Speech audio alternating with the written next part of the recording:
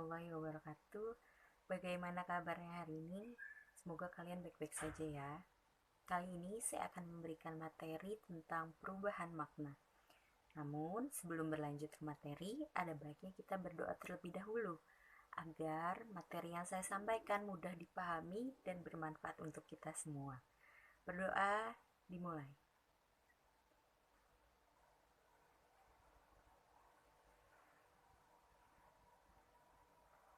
Amin. Berdoa selesai. Baik, seperti yang sudah saya sampaikan tadi, saya akan memberikan materi tentang perubahan makna. Namun sebelumnya saya akan menjelaskan sedikit tentang apa itu perubahan makna, sebab-sebab terjadinya perubahan makna, faktor terjadinya perubahan makna, dan jenis-jenis perubahan makna.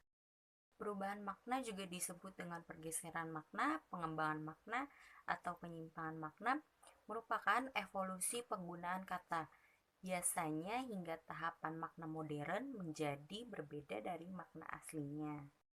Selanjutnya saya akan menjelaskan sedikit tentang sebab-sebab perubahan makna menurut Khair. Menurut Khair, sebab-sebab terjadinya perubahan makna terbagi menjadi 10. Yang pertama, perkembangan dalam ilmu teknologi. Perkembangan ilmu dan kemajuan dalam bidang teknologi dapat menyebabkan terjadinya perubahan makna dalam sebuah kata. Contohnya pada kata berlayar. Pada awalnya, kata berlayar merupakan perjalanan laut yang menggunakan kapal atau perahu yang digerakkan dengan tenaga layar. Walaupun kini kapal-kapal besar sudah tidak lagi menggunakan layar, tetapi sudah menggunakan mesin bahkan tenaga nuklir, namun kata berlayar masih digunakan hingga sekarang. Yang kedua, perkembangan sosial dan budaya. Perkembangan sosial dan budaya dalam masyarakat dapat menyebabkan perubahan makna. Contohnya pada kata saudara, yang dapat berarti satu perut dan satu kandungan. Walaupun kini kata saudara masih tetap digunakan dalam mengartikan makna satu kandungan, misalnya saya mempunyai 2 saudara, tetapi bisa juga digunakan untuk menyebut atau menyapa siapa saja yang dianggap sederajat atau status sosial yang sama. Contohnya seperti surat saudara sudah saya terima. Saudara dilahirkan di mana? Selain kata saudara, contoh lain juga dapat menyebabkan perubahan makna akibat sosial dan budaya, seperti kata ibu, bapak, kakak, adik, dan lain sebagainya. Yang ketiga, perbedaan bidang pemakaian. Perbedaan bidang pemakaian dalam perubahan makna memiliki maksud bahwa kegiatan memiliki kosakata tersendiri yang hanya dikenal dan digunakan dengan makna tertentu dalam bidang tersebut. Misalnya dalam bidang pertanian, kita mengenali kata-kata seperti benih, menanam, menggarap, dan membajak. Kosakata dalam bidang-bidang tertentu itu dalam kehidupan dan pemakaian sehari-hari bisa saja memiliki makna baru di samping makna aslinya. Misalnya pada kata menggarap. Pada bidang pertanian, kata menggarap dapat digunakan seperti menggarap sawah, tanah garapan, dan petani garapan. Kini juga digunakan dalam bidang lain, misalnya pada kata menggarap skripsi, menggarap naskah drama, dan menggarap generasi muda, dan lain sebagainya yang berarti mengerjakan. Pertukaran tanggapan indera. Pertukaran tanggapan indera pada perubahan makna ini yaitu pertukaran tanggapan antara indera satu dengan indera yang lainnya. Misalnya pada indera lidah, kita dapat merasakan pahit, asam, manis, dan juga pedas. Sedangkan pada kulit kita bisa merasakan dingin, panas, dan juga sejuk.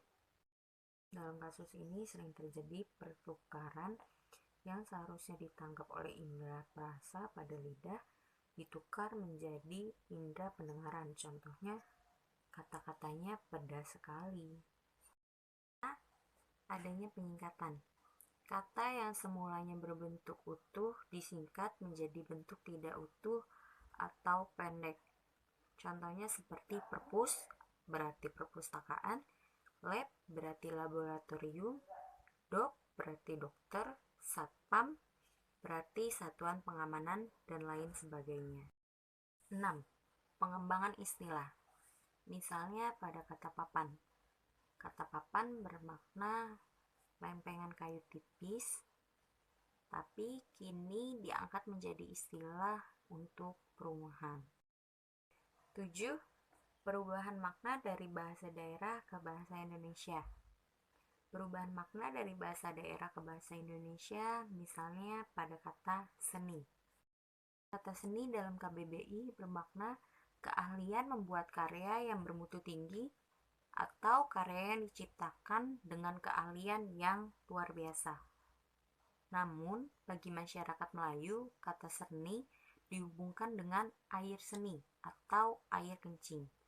Dalam bahasa Melayu mengalami perubahan makna, sebab dalam bahasa Indonesia seni dihubungkan seni musik, seni lukis, dan seni tari, dan lain sebagainya. 8. Perubahan makna akibat perubahan lingkungan. Contohnya pada kata cetak. Buku itu dicetak di Bhinneka Cipta Jakarta. 9. Perubahan makna akibat gabungan leksem atau kata. Contohnya kata surat. Kata surat ternyata dapat digabungkan dengan kata yang lain, dan tentunya maknanya juga akan berubah. Contohnya seperti surat peringatan, surat jalan, surat mengemudi, surat sakit, dan lain sebagainya. 10. Perubahan makna akibat perubahan bentuk. Perubahan bentuk pada leksem akan terjadi perubahan makna pula. Misalnya leksem lompat. Dari leksem lompat dapat diturunkan kata menjadi berlompatan, pelompat, terlompat. Bentuk kata berlompatan tidak sama dengan bentuk kata melompat. Makna berlompatan bermakna banyak orang atau sesuatu yang melompat dari satu tempat ke tempat yang lainnya.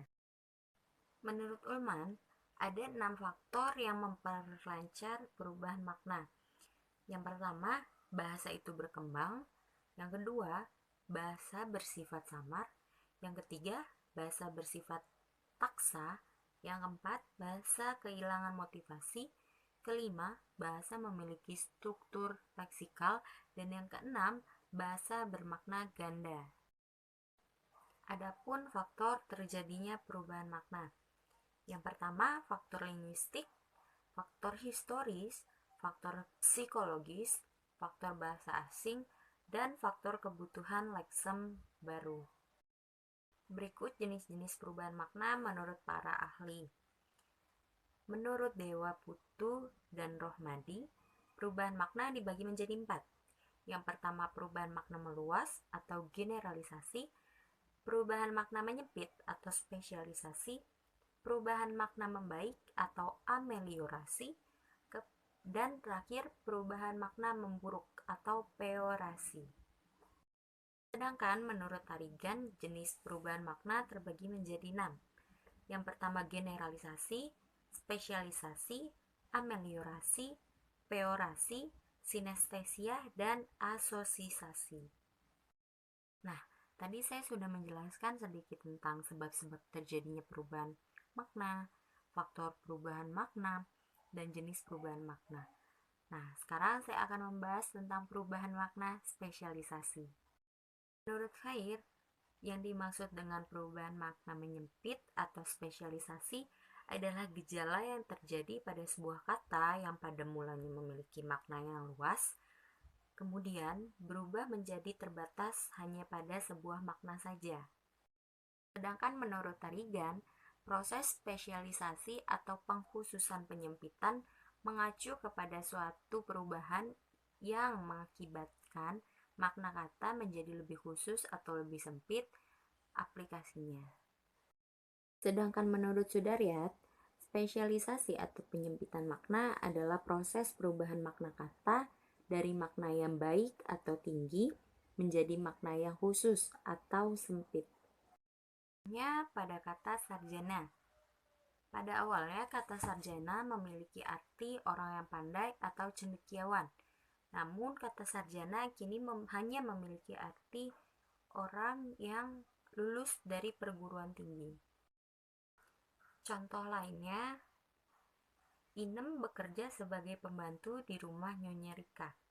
Penjelasannya, kata pembantu dulunya mempunyai makna orang yang membantu, tapi kini maknanya menjadi menyempit, yaitu orang yang membantu pekerjaan rumah tangga atau babu. Nah, selesai sudah materi tentang perubahan makna. Tadi saya menjelaskan sedikit tentang perubahan makna, jenis-jenis perubahan makna, sebab-sebab terjadinya perubahan makna, faktor-faktor terjadinya perubahan makna, dan perubahan makna spesialisasi. Semoga apa yang saya sampaikan dapat bermanfaat untuk kalian semua dan mudah dipahami ya. Dan kiranya kalau ada kata-kata yang salah, mohon dimaafkan. Terima kasih. Wassalamualaikum warahmatullahi wabarakatuh.